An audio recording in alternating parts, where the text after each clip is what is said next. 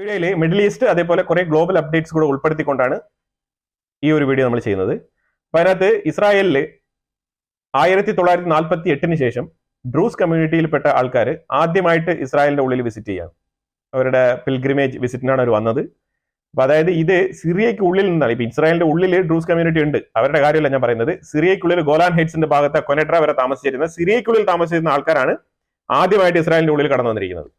അപ്പൊ ഇതൊരു ചരിത്രപരമായ ഒരു സംഗതിയായിട്ടാണ് കരുതുന്നത്. ഇതൊരു ഒത്തൊരുമയുടെ ദിവസമായിട്ട് തന്നെ ഇസ്രായേലിന്റെ ഉള്ളിൽ തന്നെ അവർ വാം വെൽക്കം കൊടുത്താണ് ഈ ഒരു ടീമിനെ അവർ സ്വീകരിച്ചത്. അപ്പൊ ഇതൊരു സംഗതി ഇങ്ങനെ ഇരിക്കെ തന്നെ കുർദ് കമ്മ്യൂണിറ്റി സിറിയയുമായിട്ട് മെർജ് ചെയ്തിട്ടുണ്ട്. സിറിയയുടെ HTSുമായിട്ടാണ് ഇവര് സഹകരണ കരാർ ഒപ്പുവെച്ചത്. സഹകരണ കരാറൊക്കെ ഒപ്പുവെച്ചതിന് ശേഷം സിറിയയ്ക്കുള്ളിൽ ഒരു ഇസ്ലാമിക് ലോ കോൺസ്റ്റിറ്റ്യൂഷൻ ആയിട്ട് അംഗീകരിക്കണം എന്ന് പറഞ്ഞിട്ടുള്ള ഒരു ലോ പാസ്സാക്കിയിരിക്കുകയാണ്. അപ്പൊ ഇനി ഇസ്ലാമിക് ലോ ആയിരിക്കും അവിടെ നടക്കാൻ പോകുന്നത്. ശരിയത്ത് ലോ ഏറ്റവും കൂടുതൽ ഉദ്ദേശിക്കുന്നത്.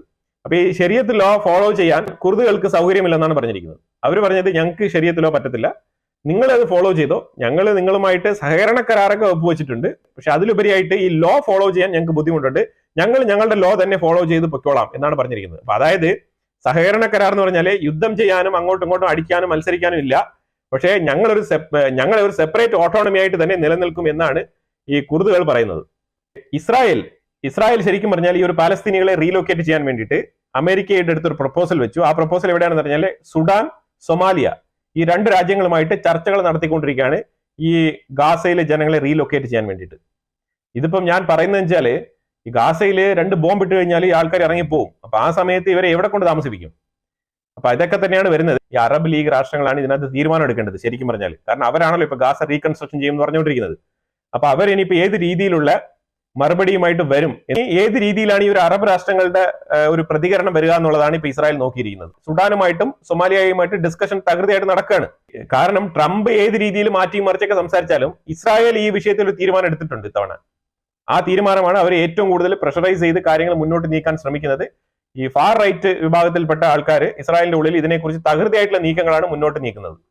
ഏത് രാജ്യക്കാരും US വിളിച്ച് പല കാര്യങ്ങളും സംസാരിക്കുന്ന ഒരു കൂട്ടത്തിൽ പല കാര്യങ്ങളും ട്രംപിന്റെ സൈഡിൽ നിന്ന് വരാറുണ്ട്, പല തീരുമാനങ്ങളും.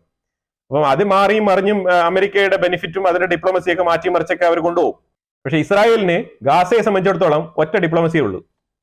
അത് ഗാസയിൽ നിന്നും ഈ ഒരു ജനങ്ങളെ ഈ ഒരു അവസരം മുതലാക്കി മാറ്റി പാർപ്പിക്കുക എന്നുള്ളതാണ്. അപ്പൊ അതുകൊണ്ട് ആ അവസരം എത്രത്തോളം എഫക്റ്റീവ് ആയിട്ട് യൂസ് ചെയ്യാൻ പറ്റുമോ ആ രീതിയിലൊക്കെ ഇസ്രായേൽ ശ്രമിച്ചുകൊണ്ടിരിക്കുകയാണ്. ഇതൊക്കെ നമ്മൾ ഉടനെ അവരെ മാറ്റി പാർപ്പിക്കും എന്നല്ല പറയുന്നത്. ഇതൊക്കെ തീരുമാനങ്ങൾ ഇസ്രായേലിന്റെ ഉള്ളിൽ നടക്കുന്നു എന്നുള്ളതാണ് നമ്മൾ പറഞ്ഞുകൊണ്ടിരിക്കുന്നത്. അസർബൈജാനും അർമേനിയയും തമ്മിൽ ഒരു പീസ് ടോക്ക് നടന്നിട്ടുണ്ട്. അത് ഏകദേശം ഒരു കൺക്ലൂഷനിൽ എത്തിയിട്ടുണ്ട്. അസർബൈജാനും അർമേനിയയും തമ്മിൽ അത് UAE വെച്ചിട്ടാണ് അത് സംഘടിപ്പിച്ചത്. അതിൽ ഏറെക്കുറെ ഒരു തീരുമാനമായിട്ടുണ്ട്. UAE തന്നെ അതിനെ നല്ല രീതിയിൽ പ്രശംസിച്ചാണ് സംസാരിച്ചിരിക്കുന്നത്. വളരെ പോസിറ്റീവ് നോട്ടാണ്. ഇതിലുപരിയായിട്ട് ഒരു ഇമ്പോർട്ടന്റ് കാര്യം പറയാനുണ്ട്.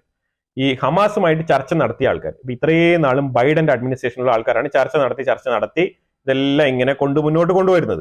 അപ്പൊ അവർക്ക് ഈ ഒരു ഹമാസുമായിട്ട് സംസാരിച്ചുള്ള നല്ല രീതിയിലുള്ള എക്സ്പീരിയൻസ് ഉണ്ട്. അത് ഒന്നാമത്തെ കാര്യം. രണ്ടാമത്തെ കാര്യം, റിപ്പീറ്റഡ് ആയിട്ട് ഇപ്പൊ ഹമാസ് എന്ന് പറഞ്ഞാൽ അവിടെ അവർക്ക് പെർമനന്റ് റെപ്രസെന്റേറ്റീവ്സ് ആണ്. അപ്പൊ അതുകൊണ്ട് ഇപ്പൊ സംഭവിച്ചിരിക്കുന്ന കാര്യങ്ങൾ വെച്ചാൽ ഇപ്പം ഇതിന് മുമ്പ് സംസാരിച്ചിരുന്നത് ബൈഡൻ അഡ്മിനിസ്ട്രേഷന്റെ കൂടെ ഹമാസുമായിട്ട് കുറച്ച് ഫ്ലെക്സിബിലിറ്റി ഒക്കെ ഉള്ള ആൾക്കാരായിരുന്നു. അപ്പൊ എന്തുകൊണ്ടാണെന്ന് വെച്ചാൽ ഇപ്പം ഒരു ഡിസ്കണ്ടിന്യൂ സംഭവിച്ചത് അമേരിക്കയുടെ ഭാഗത്തു നിന്നാണ്.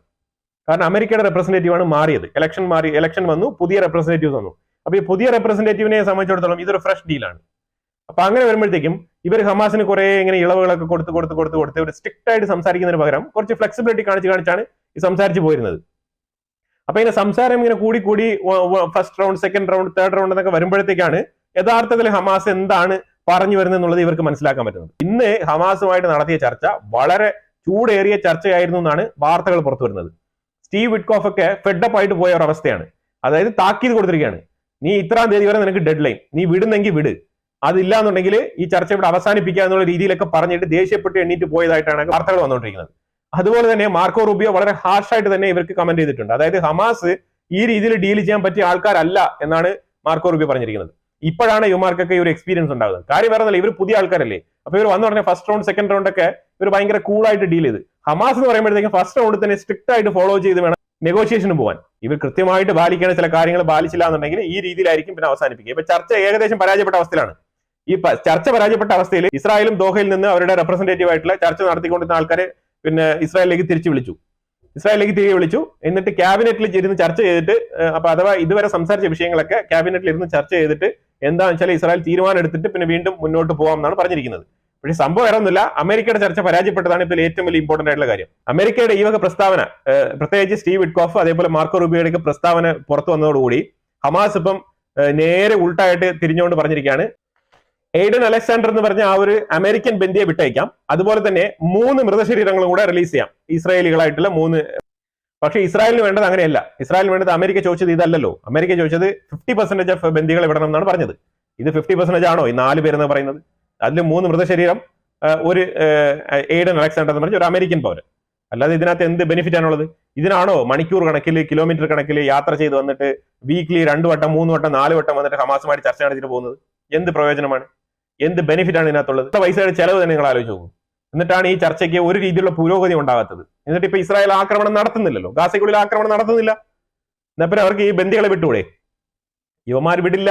ഇത് യുവമാരുടെ വളരെ ഹാർഡായിട്ടുള്ള മൃഗീയമായിട്ടുള്ള സ്വഭാവമാണ്. ഇവന്മാർ ഇങ്ങനെ പെരുമാറും. എന്നിട്ട് ഇസ്രായേൽ അവരുടെ പൊസിഷനിൽ വളരെ റൈറ്റ് ആണ്. ഇത് ഇസ്രായേൽ പറഞ്ഞപ്പം സ്റ്റീവ് വിറ്റ്കോഫിനും പിന്നെ മാർക്കോ റൂബിയോയ്ക്കൊന്നും മനസ്സിലായില്ല. ആദ്യമേ ബെഞ്ചമിൻ ഇതിനെ വളരെ കൃത്യമായിട്ട് പറഞ്ഞതാണ്, ഹമാസുമായിട്ട് ഡീൽ ചെയ്യുമ്പോൾ സൂക്ഷിക്കണം, വളരെ വ്യക്തമായിട്ട് കാര്യങ്ങൾ പറഞ്ഞ് ഒത്തുതീർപ്പാക്കി വരണം. അല്ലാന്നുണ്ടെങ്കിൽ അവരിങ്ങനെ ഇട്ട്, മാർക്കോ റൂബിയോ ആയിക്കോട്ടെ അതേപോലെ ഈ സ്റ്റീവ് വിറ്റ്കോഫ് ഒക്കെ ഇപ്പൊ ഈ ഫീൽഡിൽ പുതിയതാണ്. അപ്പൊ അവരൊക്കെ വന്നിട്ട്, ഇവരൊക്കെ ഓൾറെഡി പൊളിറ്റീഷ്യൻസ് തന്നെയാണ്, ഇവർക്ക് ആ രീതിയിലുള്ള എക്സ്പീരിയൻസ് ഒക്കെ ഉണ്ടാവും. പക്ഷെ ഹമാസ് പോലത്തെ ഒരു ടെറർ സംഘടനയുമായിട്ടുള്ള നെഗോസിയേഷൻ എന്ന് പറയുന്നത് അവർക്ക് ഒരു ഫ്രഷ് എക്സ്പീരിയൻസ് തന്നെയായിരിക്കും. അപ്പൊ അതുകൊണ്ട് തന്നെ അതിൻ്റെതായിട്ടുള്ള ചില ന്യൂനതകളൊക്കെ ഇതിനകത്ത് ഇപ്പൊ കാണുന്നുണ്ട്. പിന്നെ പാകിസ്ഥാന്റെ മേളിൽ സാങ്ഷൻ കൊണ്ടുവന്നിരിക്കുകയാണ് അമേരിക്ക പുതിയതായിട്ട്, കൂടുതൽ സാങ്ഷൻ ആണ്. ഇത് വേറെ ഒന്നുമില്ല, ഷാഹിൻ എന്ന് പറഞ്ഞ ഒരു മിസൈൽ, ഒരു ബാലിസ്റ്റിക് മിസൈൽ ഒരു പരീക്ഷണം നടത്തിയായിരുന്നു. 2000 ചില്ലുവാനും കിലോമീറ്റർ അതിന്റെ ഒരു റേഞ്ച് ഉണ്ടെന്നാണ് പറയുന്നത്. ഇതിനെ ഹെൽപ്പ് ചെയ്തത് ചൈനയാണ്. അപ്പൊ ചൈനയുടെ ഒരു 3 കമ്പനികളെയും ചേർത്ത് പാകിസ്ഥാനും കൂടെ ചേർത്ത്, ചൈനയുടെ ഒരു 3 കമ്പനികൾ ഇതിനോടൊപ്പം ചേർത്ത് സാങ്ഷൻ ചെയ്തിരിക്കുകയാണ്. പാകിസ്ഥാന്റെ മേളിൽ സാങ്ഷനോട് സാങ്ഷനാണ്. ആദ്യം എന്റെ ഒരു അഭിപ്രായം, പാകിസ്ഥാനിലുള്ള ആണവായുധം സേഫ് ആണെന്നുള്ളതാണ് ആദ്യം നോക്കേണ്ടത്. കാരണം അവിടെ ഇത്രമാത്രം തീവ്രവാദ ആക്രമണങ്ങൾ നടക്കുന്ന സ്ഥിതിക്ക് ഈ ആണവായുധം പാകിസ്ഥാന്റെ ഉള്ളിൽ സേഫ് അല്ല. അത് അവരുടെ അടുത്ത് നിന്ന് എടുത്ത് മാറ്റേണ്ടതാണ്. അത് സീസ് ചെയ്യണം. ഈ സീസ് ചെയ്താൽ മാത്രമേ മറ്റുള്ളവർക്ക് ഒരു സമാധാനം കിട്ടുള്ളൂ. ചൈനയുടെ എക്സ്പോർട്ട് ഇമ്പോർട്ട് 20% ഡൗൺ ചെയ്തിരിക്കുകയാണ്. യുഎസിന്റെ ഒരു താരിഫ് ഇംപ്ലിക്കേഷൻ കൊണ്ട് മാത്രമാണ് ഈ സംഭവിച്ചിരിക്കുന്നത്. യുഎസിന്റെ ഉള്ളിലേക്ക് ചൈനയുടെ പ്രോഡക്റ്റ് കയറി പോകുന്നതിലും ഈ ഒരു 20% വ്യത്യാസമുണ്ടെന്നുള്ളതാണ്. അതുപോലെ തന്നെ അമേരിക്കയിൽ നിന്ന് പ്രോഡക്റ്റ് ചൈനയിലോട്ട് ഇറക്കുമതി ചെയ്യുന്നതിനും ഈ ഒരു വ്യത്യാസം ഉണ്ടെന്നാണ് മനസ്സിലാക്കേണ്ടത്. അപ്പൊ ഇതാണ് ഇപ്പൊ നിലവിൽ ഈ ഒരു ട്രേഡ് ഡെഫിസിറ്റ് എന്നുള്ളതിലുപരി ഈ ഒരു ഇമ്പോർട്ട് എക്സ്പോർട്ടിന്റെ ക്വാണ്ടിറ്റിയാണ് ഇപ്പൊ കുറഞ്ഞു വരുന്നത്. ഇത് കുറഞ്ഞു വരുന്നത് കൊണ്ട് എന്താണ്? നഷ്ടം തന്നെയാണ്. നഷ്ടം 2 രാജ്യങ്ങൾക്കും ഉണ്ട് എന്നുള്ളതാണ്. അമേരിക്കയ്ക്കും ഉണ്ട്, അതേപോലെ തന്നെ ചൈനയ്ക്കും ഉണ്ട് എന്നുള്ളതാണ് നമ്മൾ മനസ്സിലാക്കേണ്ടത്. ഇന്ത്യ ഇപ്പൊ ഏറ്റവും കൂടുതൽ റിഫൈൻഡ് ഓയിൽ പ്രോഡക്റ്റ് ചെയ്യാൻ, ഇന്ത്യയിൽ അറിയാലോ ഏറ്റവും വലിയ ഓയിൽ റിഫൈനറീസ് ഉള്ളത് ഇന്ത്യയിലാണ്. റിലയൻസ് ഒക്കെ ആ രീതിയിൽ ബ്രഹ്മാണ്ഡമായിട്ടുള്ള ഈ ഓയിൽ റിഫൈനറികളൊക്കെയാണ് പ്രവർത്തിപ്പിക്കുന്നത്. അപ്പൊ അതുകൊണ്ട് തന്നെ ഈ ഒരു ഷോർട്ടേജ്, റഷ്യയുടെ ഭാഗത്ത് നമുക്ക് കുറച്ച് ഷോർട്ടേജ് വന്നിട്ടുണ്ടായിരുന്നു ഓയിലിന്റെ. അപ്പൊ അതുകൊണ്ട് തന്നെ ക്രൂഡ് ഓയിൽ ഇപ്പം ആഫ്രിക്ക അതേപോലെ സൗത്ത് അമേരിക്ക റീജിയനിൽ നിന്നാണ് ഇത്തവണയൊക്കെ ഓയിൽ നമ്മൾ എടുത്തുകൊണ്ടിരിക്കുന്നത്. ഈ ഇൻഫാക്ട് ജാനുവരി ഫെബ്രുവരിയിലൊക്കെ നമ്മൾ അതാണ് ചെയ്തത്. ആ ഒരു ഡെഫിസിറ്റ് നികത്താൻ വേണ്ടിയിട്ടാണ്, റഷ്യയുമായിട്ട് നമുക്ക് ഉണ്ടായ ഒരു ഷോർട്ടേജ് നികത്താൻ വേണ്ടിയിട്ടാണ് നമ്മൾ ഈ കാര്യം ഇങ്ങനെ ചെയ്തത്. ഇനിയിപ്പം റഷ്യയുടെ തന്നെ നമുക്ക് കൂടുതൽ ഡിപ്പെൻഡ് ചെയ്യാൻ പറ്റും. റഷ്യയും അമേരിക്കയും തമ്മിലുള്ള റിലേഷൻഷിപ്പ് കുറച്ച് ബെറ്റർ ആണെന്നുണ്ടെങ്കിൽ. ഇപ്പോഴും നമ്മൾ റഷ്യയുടെ നിന്ന് ഓയിൽ മാക്സിമം എടുക്കുന്നുണ്ട്. ജനുവരിയിൽ എടുത്തതിനേക്കാളും ഫെബ്രുവരിയിൽ ഒരു 3% കുറവായിട്ടാണ് നമ്മൾ എടുത്തത്. പിന്നെ നമ്മൾ മറ്റുള്ള മേഖലയും കൂടെ ആശ്രയിക്കുന്നുണ്ട്, മറ്റുള്ള രാജ്യങ്ങളും കൂടെ നമ്മൾ ആശ്രയിക്കുന്നുണ്ട്.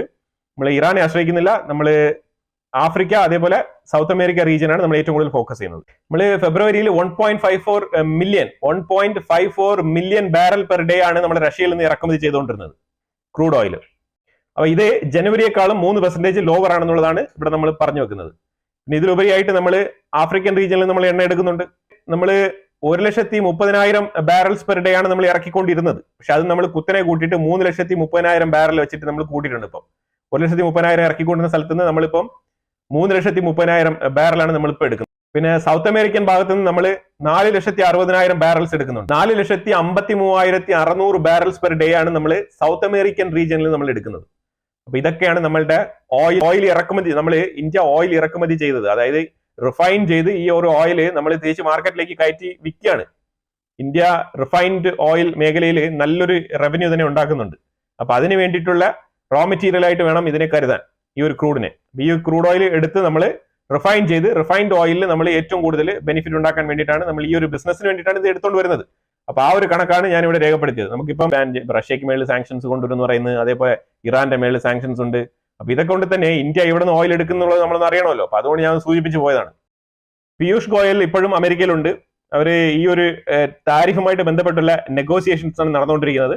അപ്പൊ ഇതിൽ നമുക്ക് ഏറ്റവും കൂടുതൽ മനസ്സിലാക്കേണ്ടത് പീയൂഷ് ഗോയൽ പറഞ്ഞിരിക്കുന്നത് നെഗോസിയേഷൻസ് ഏറ്റവും കൂടുതൽ ടഫ് ആയിട്ടാണ് പൊയ്ക്കൊണ്ടിരിക്കുന്നത്, ഫ്ലെക്സിബിലിറ്റി ഒട്ടും തന്നെ ഇല്ല, ആ രീതിയിലാണ് പോകുന്നത്. പിന്നെ ഇതെല്ലാം തന്നെ ഡിപ്പെൻഡ്സ് ഓൺ പർച്ചേസ് ചെയ്യുന്ന ആള്, ആ ഒരു വിൽക്കുന്ന ആള്, ബയർ ആൻഡ് സെല്ലറിനെയാണ് ആശ്രയിച്ചിരിക്കുന്നത് ഈ ഒരു ടാക്സും കാര്യങ്ങളും. ബയർ ആൻഡ് സെല്ലറിന്റെ ഇൻട്രസ്റ്റിന് അനുസരിച്ചാണ് ഈ ഒരു താരിഫിന്റെ വിഷയം വരുന്നത്. ഇപ്പൊ ഇന്ത്യ ഒരു പ്രോഡക്റ്റിന് താരിഫ് ഏർപ്പെടുത്തിയാൽ തന്നെയും, ആ പ്രോഡക്റ്റിന് അമേരിക്ക താരിഫ് ഏർപ്പെടുത്തിയാൽ തന്നെയും, ആ ബയ്യർക്ക് ആ ഒരു പ്രോഡക്റ്റ് വേണമെന്നുണ്ടെങ്കിൽ അയാൾ തീർച്ചയായിട്ടും അത് മേടിക്കും. കമ്പാരിറ്റീവ്ലി ആ മാർക്കറ്റിൽ ഇത്തരം താരിഫുകളൊക്കെ അപ്ലൈ ചെയ്തിട്ടും ആ പ്രോഡക്റ്റിന് വില കുറവാണെന്നുണ്ടെങ്കിൽ ബയ്യർ സ്റ്റിൽ ആ പ്രോഡക്റ്റ് സെലക്ട് ചെയ്യും എന്നാണ് പറഞ്ഞത്. അതേസമയം ഈ പീയൂഷ് ഗോയൽ പറഞ്ഞ ഇതേ വിഷയം നമ്മൾ ഒരാഴ്ചയ്ക്ക് മുമ്പ് തന്നെ നമ്മൾ ഇത് പറഞ്ഞിട്ടിട്ടുണ്ട്.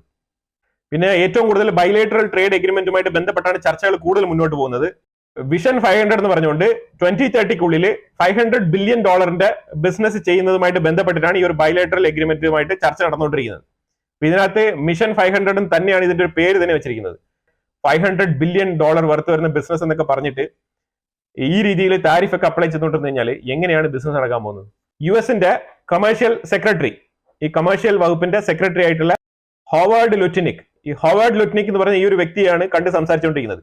ഈ വ്യക്തിയാണ് ഏറ്റവും കൂടുതൽ ഈ ഒരു താരിഫുമായിട്ട് ബന്ധപ്പെട്ട് ഡയറക്റ്റ് ആയിട്ട് ഇതിന്റെ ഒരു അണ്ടർ റൈറ്റർ എന്ന് വേണമെങ്കിൽ പറയാം. കാരണം പുള്ളിയുടെ കൈ കൊണ്ടാണ് ഈ ഒരു താരിഫ് ഇംപ്ലിമെന്റ് ആയി പുറത്തു വരേണ്ടത്. ആ വ്യക്തിയുമായിട്ടാണ് ഈ ഒരു നെഗോസിയേഷൻ നടന്നുകൊണ്ടിരിക്കുന്നത്. ഈ ഹോവാർഡ് ലുറ്റ്നിക് എന്ന് പറഞ്ഞ ഈ ഒരു വ്യക്തിയാണ് റെസിപ്രോക്കൽ താരിഫുമായിട്ട് ബന്ധപ്പെട്ട് ഇന്ത്യയുടെ കാര്യങ്ങൾ ഹാൻഡിൽ ചെയ്യുന്ന പ്രധാനപ്പെട്ട വ്യക്തി. ആ വ്യക്തിയുമായിട്ടാണ് ഇരുന്ന് ഡയറക്റ്റ് ആയിട്ട് നെഗോഷിയേറ്റ് ചെയ്തുകൊണ്ടിരിക്കുന്നത്. സ്പെഷ്യലി അമേരിക്ക ഏറ്റവും കൂടുതൽ കടമ്പിടുത്തം പിടിച്ചുകൊണ്ടിരിക്കുന്നത് ലെതർ ആൻഡ് ടെക്സ്റ്റൈൽ പ്രോഡക്ട്സ്. ഇതും ഇന്ത്യയിൽ നിന്ന് ഏറ്റവും കൂടുതൽ എക്സ്പോർട്ട് ചെയ്തുകൊണ്ടിരിക്കുന്ന ഒരു കാറ്റഗറിയാണ് ലെതർ ആൻഡ് ടെക്സ്റ്റൈൽസ്.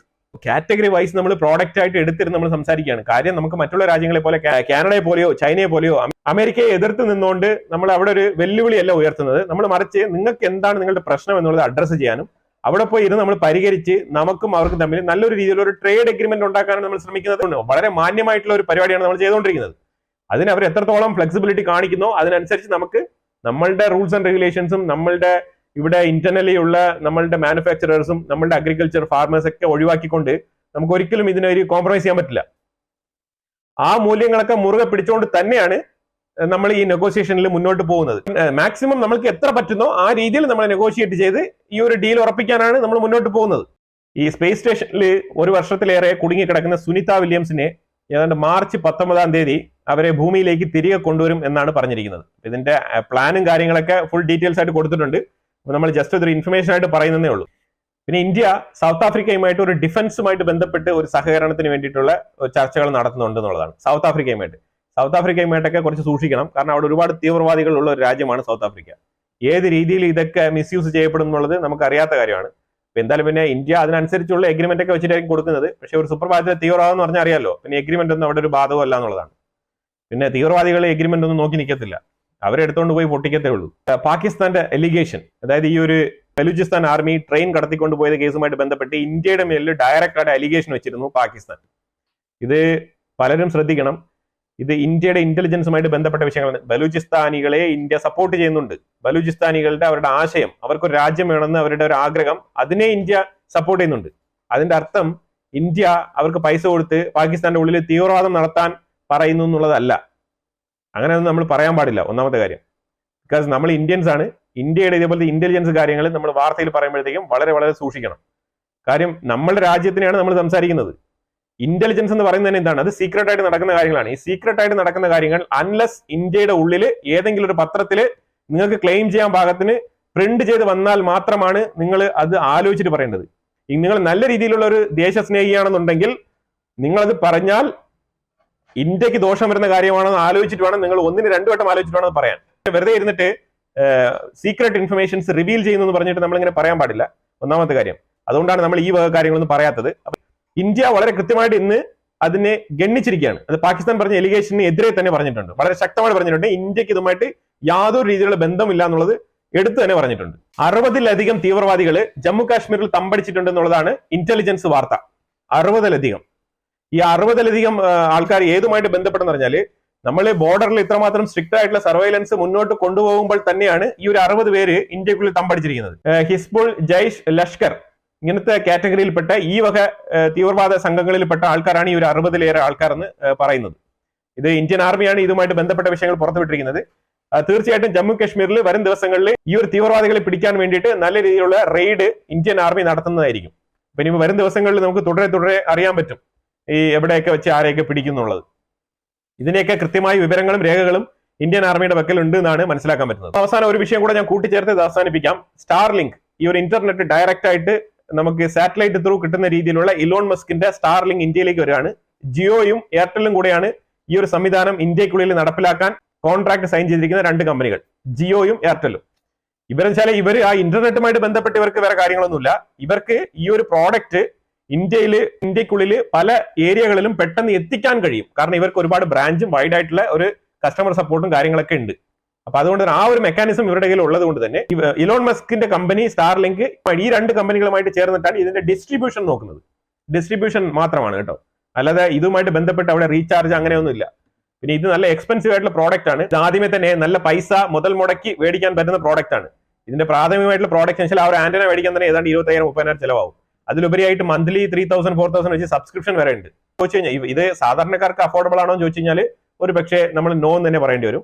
പിന്നീട് ഇത് ഏറ്റവും കൂടുതൽ ഒരുപാട് മാസ് പ്രൊഡക്ഷൻ ആയിട്ട് വളരെ ഈസി ആയിട്ട് അവൈലബിൾ ആകുന്ന രീതിയിൽ വന്നു കഴിഞ്ഞാൽ, ഇത് ഏറ്റവും കൂടുതൽ ക്വാണ്ടിറ്റി അവൈലബിൾ ആയി പല കാറ്റഗറിയിൽ വന്നു കഴിഞ്ഞാൽ ഒരു പക്ഷേ നമുക്ക് കുറഞ്ഞ വിലയ്ക്ക് അവൈലബിൾ ആകാനുള്ള സാധ്യതയുണ്ട്. പക്ഷെ ഇപ്പൊ തൽക്കാലം ഈ ഒരു ഡിവൈസ് നല്ല എക്സ്പെൻസീവ് ആണ്. അപ്പൊ അതുകൊണ്ട് ഇപ്പൊ അതിനെക്കുറിച്ച് ഇന്ത്യൻസ് കൂടുതൽ ബോധപ്പെടേണ്ട ആവശ്യമില്ല.